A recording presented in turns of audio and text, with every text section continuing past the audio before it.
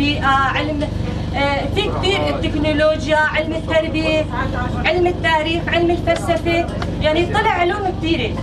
القائد عبد الله أوجلان شاف انه يعني علم باسم المرأة ما طلع.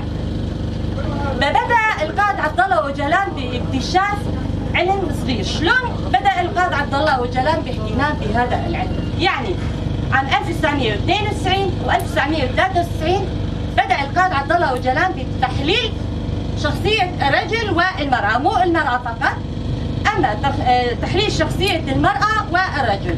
بدأ القائد عبد الله أوجلان بتحليل شخصية الرجل والمرأة في عام 1992 و 93. أما كتاب الجينيولوجيا أصدر في عام 2008 في كتابه سوسيولوجيا الحرية. بدأ القائد عبد الله أوجلان بكتابة علم الجينيولوجيا في كتابه سوسيولوجيا الحرية.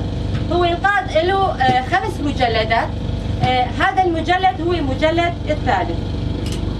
بدأ القائد عبد الله أوجلان بتحليل شخصية الرجل والمرأة بالحياة التشاركية. إيش هي الحياة التشاركية هون هبل؟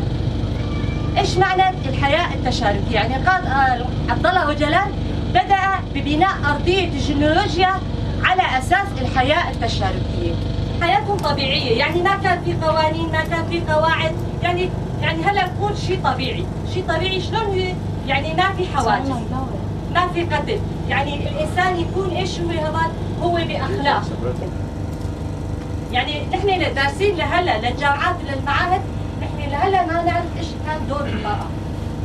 دور المرأة بالمجتمع الطبيعي شلون كان؟ دور الرجل بالمجتمع الطبيعي شلون كان؟ ما حدا يعرف.